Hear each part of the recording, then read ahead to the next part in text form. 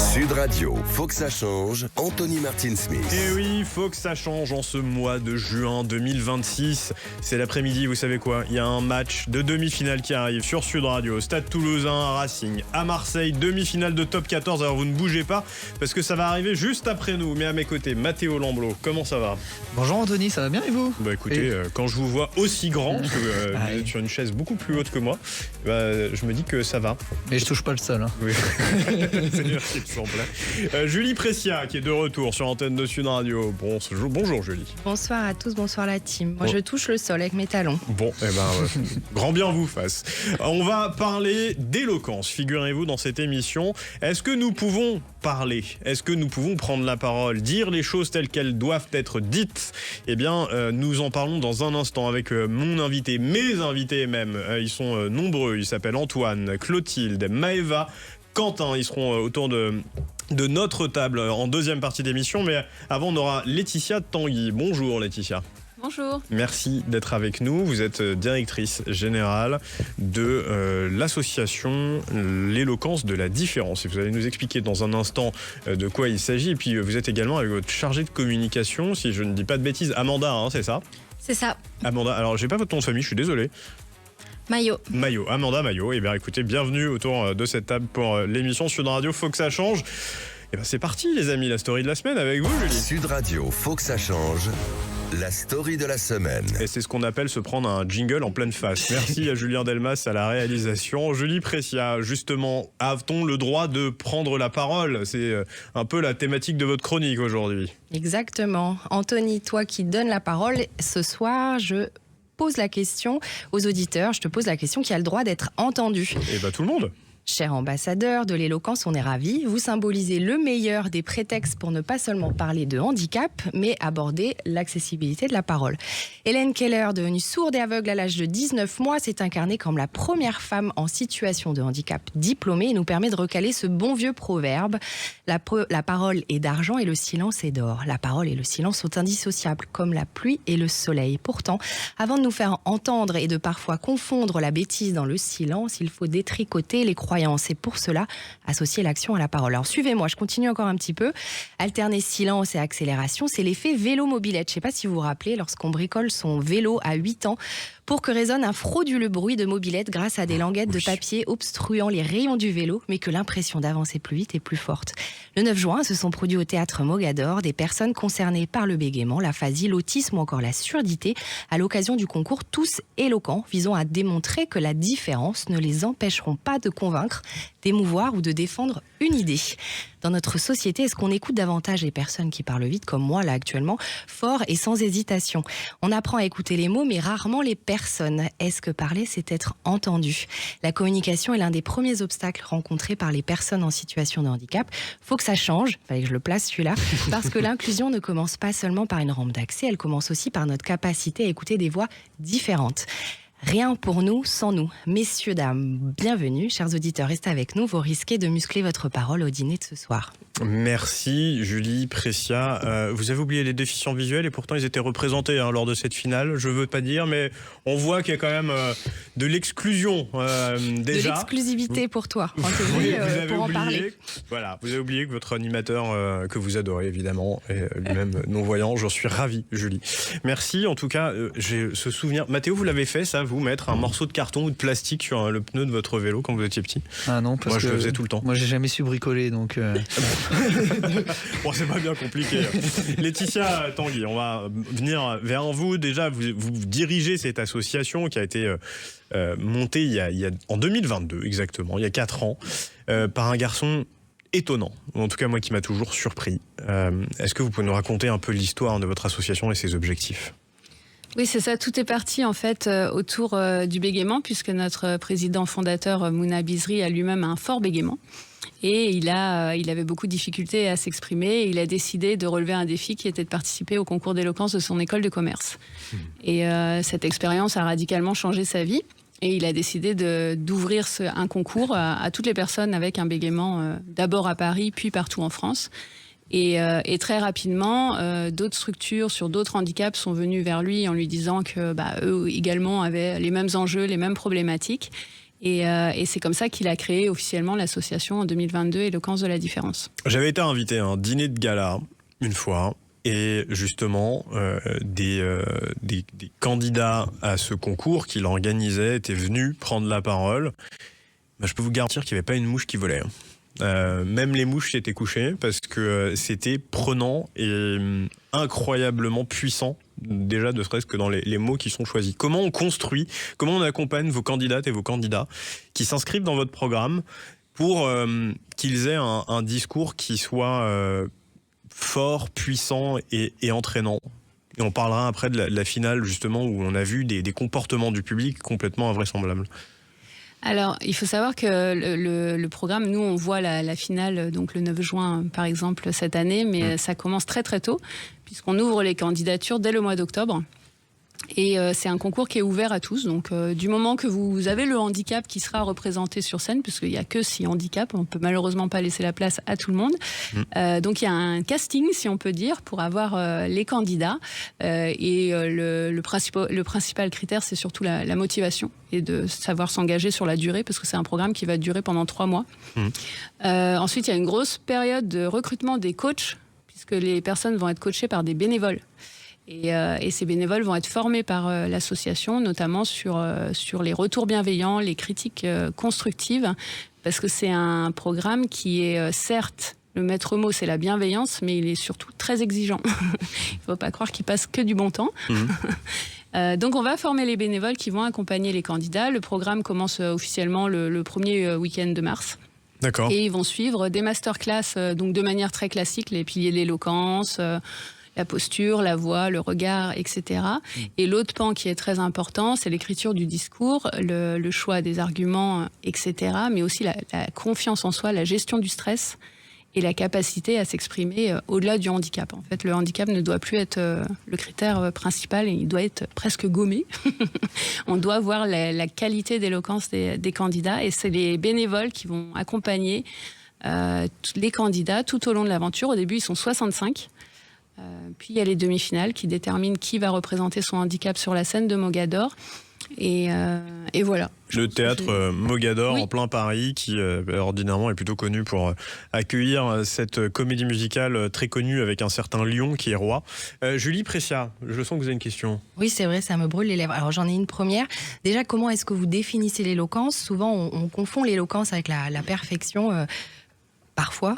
Donc peut-être déconstruire ce terme-là, comment vous le définissez ? Puis une autre question, est-ce que, alors là je m'adresse aux personnalités qui sont là ce soir, peut-être est-ce qu'il vaut mieux apprendre par cœur son texte ou plutôt maîtriser ses idées ? Vu qu'on les recevra en deuxième partie, on gardera alors, votre deuxième question pour après. Mais madame. déjà la première question, Laetitia. Oui. Et avant de répondre à la question, je tiens à dire aussi que les candidats écrivent eux-mêmes leur discours, tous. Okay. Peu importe le handicap, c'est vraiment un travail, c'est leurs arguments. Nous, on ne fait que les mettre en valeur, mais c'est vraiment un travail qui est réalisé par les candidats. Donc oui, l'éloquence a toujours un aspect un peu élitiste. On pense aux avocats, etc., comme Bertrand Perrier qui était avec nous lors de la soirée. Remarquable. Mais nous, en fait, c'est vraiment, on utilise les techniques d'éloquence pour aborder cet angle mort qui n'est pas traité aujourd'hui dans tous les accompagnements qu'on peut connaître autour du handicap, sur l'insertion, le maintien dans l'emploi. C'est vraiment la prise de parole qui est un angle mort et qu'on traite via les techniques d'éloquence. Mais c'est vrai que ça reste un prétexte, l'éloquence, puisque ces personnes, elles ont des choses à dire et on utilise l'éloquence pour qu'elles puissent formuler leurs arguments et poser leurs idées. Amanda Maillot, moi je tourne maintenant vers vous. Vous êtes chargée de communication de l'association. Quand vous avez un concours comme celui-ci, quel est l'enjeu principalement communicationnel pour faire connaître ce que vous faites ? Vous cherchez peut-être à avoir plus de soutien financier pour financer vos programmes, mais peut-être aussi mettre en lumière et en valeur les portraits de chaque finaliste qui vient sur le plateau du Théâtre Mogador ? En effet, donc l'association, elle va chercher toujours des soutiens financiers, mais aussi humains. On cherche toujours aussi des bénévoles, des personnes qui vont chercher à partager cette aventure humaine qui est finalement ce concours. Et surtout, ce qui est très important dans la communication, c'est de montrer qu'on ne cherche pas des personnes qui savent déjà parler, qui ont déjà une expérience de la prise de parole. Elles peuvent venir aussi également, on ne va pas les exclure, mais l'idée c'est que toute personne en situation de handicap, qu'elle ait de l'expérience ou pas, peut s'exprimer. Parce que nous, on sait qu'ils sont souvent pas très écoutés, mais qu'ils ont toujours des choses à dire et tout le monde a quelque chose à dire. Et l'idée, c'est en fait de les aider à reprendre confiance en eux et à reprendre confiance dans leur voix, parce que finalement, parler, c'est exister, et c'est s'exprimer, c'est prendre sa place en société. C'est ce qu'on va voir dans un instant avec nos 4 finalistes, malheureusement sur 6 qui sont présents, enfin heureusement d'ailleurs qu'ils sont là. Merci Laetitia Tanguy, je rappelle, directrice générale de l'éloquence de la différence, et puis vous, Amanda Maillot, chargée de communication. Vous bougez pas sur Sud Radio, on revient dans un instant avec nos 4 finalistes, avec Julie Pressia et Matteo Lamblot également autour de la table, mais surtout la demi-finale. Je veux dire la finale, mais pas encore. Dans une semaine, la demi-finale du Top 14. Stade Toulousain, Racing à Marseille. À tout de suite. Sud Radio, faut que ça change. Anthony Martin-Smith. Et de retour sur l'antenne de Sud Radio pour cette émission que vous connaissez bien maintenant. Chaque semaine, faut que ça change avec cette rencontre à venir dans 6 heures à peu près, comme dirait Julien Delmas à la réalisation. Et il voit mon clin d'œil d'ici. Avec Stade Toulousain, Racing à Marseille. Cette demi-finale du Top 14, vous bougez pas évidemment sur Sud Radio. Vous restez à l'écoute tout au long de l'après-midi avec Matteo Lamblot, toujours autour de la table, n'est-ce pas? Toujours, on va pas bouger. Non, vous bougez pas, vous, de toute façon. Julie Pressia également, qui nous a fait une superbe chronique sur l'éloquence. Avec le cœur. Nous avons nos 4 finalistes dont on parlait en première partie d'émission qui ont remporté cette finale du concours de l'éloquence au théâtre Mogador le 9 juin dernier. J'y ai assisté, c'était passionnant. Alors on a Antoine, on a Maëva, on a Quentin et on a Clotilde qui est à distance. Et je vais commencer avec vous, Clotilde, si cela vous va. Vous voulez mettre en lumière et en mots la question de l'aphasie. Déjà, est-ce que vous pouvez nous raconter brièvement ce que c'est que l'aphasie? C'est une lésion du cerveau qui atteint la zone de la parole suite à un AVC ou un traumatisme crânien. Et moi, c'est dû à un AVC. Vous êtes diplômée en psychologie clinique, vous êtes engagée sportive, et alors vous avez participé à ce concours de l'éloquence de la différence, vous avez suivi le programme que Laetitia Tanguy a détaillé en première partie d'émission, notamment depuis octobre dernier, 2025, si j'ai bien compris comment cela fonctionnait. Qu'est-ce que vous en attendiez de ce concours de l'éloquence de la différence ? J'avais du mal avec mon expression et j'ai décidé que ça suffisait. Et j'ai pris mon courage à 2 mains et je me suis exprimée. La différence, c'est que j'ai écrit mon texte et une fois que je l'avais écrit, fallait le sortir. Et c'est un texte qui a beaucoup d'émotions. Et à chaque fois que je le disais, je pleurais. Alors, il a fallu du temps. Ouais, il a fallu du temps pour pouvoir vous l'approprier et puis pouvoir transmettre les émotions que vous aviez à transmettre. Je vais me tourner maintenant vers une autre femme, moi qui m'a fait beaucoup rire et qui a fait beaucoup rire aussi le public, Maëva. Trouver sa voix et puis oser prendre la parole. Ça, c'est ce que vous cherchez à faire. Vous êtes passionné de scène et de théâtre. Vous avez, racontez-nous un peu ce qui vous a amené vers ce concours et de quel handicap vous avez cherché à parler autour de votre discours. Moi, j'ai la trisomie 21. Et c'est grâce à l'association Trisomie 21 France qui m'a conseillé de faire le concours. Ouais. Et je me suis lancée et j'ai fait 2 années d'éloquence. Et alors, qu'est-ce que vous avez cherché à faire à travers ce concours de l'éloquence de la différence ? C'est pour mieux m'exprimer devant tout un public. 1600 personnes, je le rappelle, 1616 exactement si on est pointilleux, qui avaient dans le public du théâtre Mogador ce jour-là. Et alors, vous avez ressenti quoi ? Ça vous a ému ça ? J'avais trop d'émotions, mais sinon ça va. J'avais beaucoup de tremblements. Ouais. Mais j'ai réussi, je l'ai fait grâce au soutien du public. Ouais. Et ça, justement, cette émotion que vous avez ressentie, c'est aussi ce que nous raconte à l'instant Clotilde, finalement, avec beaucoup d'appréhension. Finalement, Julie Pressia, quand on n'a pas de handicap, prendre la parole sur scène, ça met toujours le stress à tout le monde, mais quand on a un handicap en plus... Exactement, et je me posais justement la question, peut-être, Maëva, quand le stress monte, quand justement vous allez monter sur scène plutôt, et quel est votre réflexe? Est-ce que vous avez une technique? Est-ce que vous avez un petit conseil à partager? Je respire à bon coup et j'y vais à fond et... Ça, on l'a vu, hein. Avec le sourire, bien sûr. Ouais. Ah, le sourire, ça, on l'a ressenti aussi. Merci d'ailleurs pour ça, parce que vous nous avez fait vraiment vivre des moments intenses et particuliers. Mathéo Lamblot, vous aviez une question, je crois. Vous l'avez dit, hein, ce concours, vous l'avez fait pour apprendre à parler en public. Est-ce que ça vous sert encore aujourd'hui, ce concours d'éloquence? Oui, ça me sert beaucoup aussi pour les entretiens d'embauche, parce que je cherche du travail. Et vous cherchez dans quoi, comme ça, si jamais il y a des auditeurs qui recrutent, des auditrices? Dans une résidence autonomie avec les personnes âgées. D'accord. Et écoutez, j'ai quelques idées, on va voir.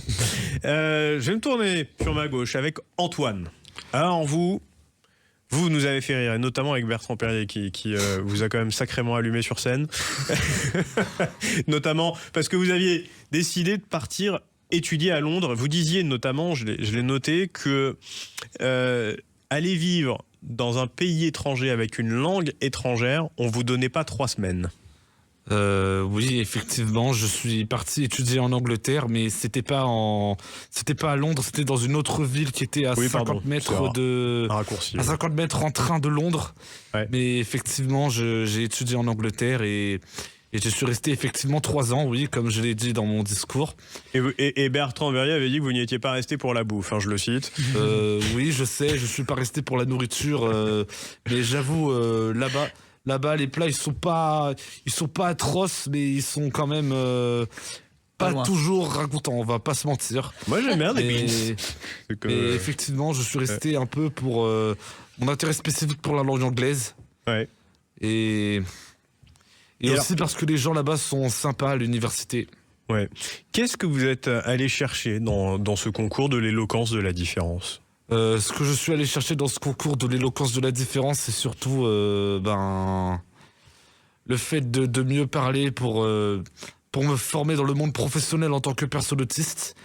Et parce que c'était un conseil que m'avait donné mon école où j'étudie actuellement, qui est spécialisée dans l'accompagnement des personnes autistes. Mmh. D'accord. La question de l'autisme, vraiment, que vous vouliez défendre sur scène. Oui. Et que vous l'avez fait avec brio, d'ailleurs. Oui. Avec nous également, Quentin. Alors vous, Quentin, vous nous avez beaucoup amusé avec des acronymes. Puisque vous voulez revenir sur scène sur la question du droit fondamental et du droit universel de l'homme. Je me trompe pas, hein?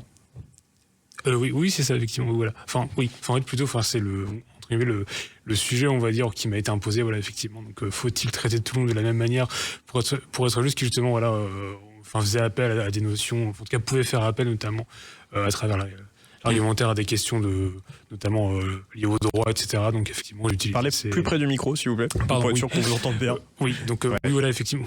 Oui, j'étais, voilà, effectivement, voilà, en fait, comme j'avais un thème, on va dire, qui était en lien avec les notions de justice, etc. Du coup, effectivement, je me suis permis d'introduire quelques notions de droit. Alors vous, je crois que c'est le bégaiement que vous portiez, c'est ça, sur scène? Oui, voilà, c'est ça. Alors voilà, que vous incarniez, pas portiez, mais oui. Oui, voilà, effectivement, voilà, on va dire, voilà, ouais, effectivement, c'était effectivement, on va dire, le bégaiement. Moi-même, j'ajouterais, on va dire, peut-être plus, on va dire, c'est vrai qu'effectivement, quand on pense aux difficultés d'élocution, en fait, on pense tout de suite au bégaiement parce qu'on va dire que c'est le trouble peut-être qui est le plus connu et le plus, on va dire, le plus visible. Mais voilà, en tout cas, moi, en mon fort intérieur, en montant sur scène, je souhaitais défendre, on va dire, peut-être et le bégaiement, mais à la fois également tous les autres troubles du langage. Voilà, du langage et de l'élocution qu'on peut rencontrer et qui parfois sont un peu moins mises en avant.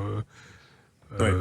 Alors Julie Pressia avait une question tout à l'heure en première partie qui vous était destinée, les amis.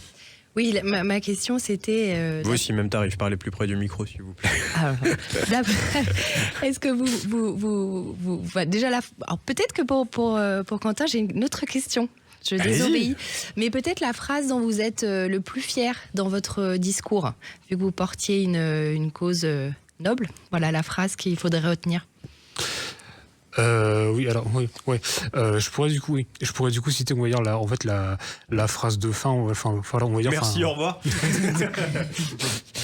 Je pourrais du coup citer la phrase de conclusion. J'ai tout simplement, bien sûr en le citant parce qu'il faut toujours citer ses sources, n'est-ce pas. J'ai en fait repris un raisonnement, on va dire, fait par Victor Hugo qui disait, voilà, en gros que effectivement en fait l'égalité en fait et l'équité en fait étaient en fait une seule en fait et même chose, et que en fait l'une ne pouvait exister sans l'autre. Voilà, en gros c'était un petit peu le sens de ça. Donc ça j'en suis assez fier parce que je trouvais que même si ce n'est pas de moi, on va dire directement, je trouvais que je m'en retrouvais beaucoup dans ce sens-là et c'était assez intéressant. Sinon voilà, effectivement, quand je parle, alors c'est pas une citation en particulier, mais c'est plus, on va dire, un raisonnement global quand je parle effectivement d'une question un peu plus personnelle sur notamment moi, on va dire mon rapport aux autres, mon rapport à mes amis. Pardon, le temps nous est compté. Julie, je voulais juste revenir sur votre question. Et tu aimais bien ma question. Oui, mais je vais demander à Clotilde d'y répondre peut-être. Alors moi, la phrase que j'aime bien... C'était l'autre question, je crois. Hein. Non, mais c'est très bien qu'elle réponde là-dessus. Allez-y, Clotilde. Ah bah oui. C'est pas grave, c'est n'importe quoi cette émission et ça me va bien. Allez-y, Clotilde. On choisit dans quels yeux on existe. Très intéressant. Finalement, c'est quelque chose que j'aimais bien dire, que le handicap existait dans le regard des autres, pas chez soi-même. Maëva, vous partagez ça? Vous êtes d'accord avec la phrase de Clotilde? Oui. Et vous, ce serait quoi votre phrase que vous retenez de votre discours? Je vous prends peut-être à dépourvu. Je vais d'abord demander à Antoine, peut-être qu'il pourra répondre, et comme ça vous laisse le temps de réfléchir. Antoine, la phrase dont vous êtes le plus fier de votre discours? La phrase dont je suis le plus fier dans mon discours, c'est surtout... J'essaie de réfléchir. J'aime bien l'Angleterre. Le problème, c'est l'ignorance, parce que effectivement, quand on ne connaît pas quelque chose, on a tendance à caricaturer et à résumer un peu... grossièrement, on va dire, enfin pas dans ce sens-là, juste enfin on a tendance à faire un résumé et à faire des petits raccourcis et on passe à côté de choses importantes qui caractérisent cette différence. Ouais. Et qui avait et que c'est pour ça qu'il y avait quelques clichés sur certains handicaps, par exemple. Bien sûr. Maëva, vous avez trouvé, vous, ou non? Oser parler, et ma phrase fétiche, on est capable. Waouh, bravo. Eh ben merci, on va finir avec ça les amis. Je vous remercie infiniment d'être tous les quatre venus autour de cette table chez Sud Radio dans Faut que ça change. Merci Clotilde qui est à distance. J'espère qu'il fait beau par chez vous, pas trop chaud. Surtout, bon bah tant mieux, protégez-vous, mettez-vous bien au frais. Pensez à vous hydrater, c'est très important mesdames et messieurs qui nous écoutez. Veillez sur vos proches les plus isolés, c'est aussi des rappels essentiels, mais en ces temps de forte chaleur, c'est indispensable que de s'en rappeler. Merci Mathéo Lamblot. Merci Anthony. Merci à Julien Delmas qui est à la réalisation. Merci à Julie Pressia. Merci à Laetitia Tanguy et puis à Amanda Maillot qui était aussi avec nous en première partie de cette émission pour parler de l'éloquence de la différence. On retrouve évidemment toutes les informations sur le site internet de l'association. Et puis j'espère qu'on vous verra l'année prochaine. Vous bougez pas sur Sud Radio parce que dans quelques heures, je le rappelle, le Stade Toulousain rencontre Racing à Marseille pour cette demi-finale du Top 14. Et puis on vous dit à la semaine prochaine. Et d'ailleurs, grosse finale de Top 14 la semaine prochaine. Moi j'ai une idée de qui y sera. Et, on fera des pronostics. Allez, bonne journée sur Sud Radio.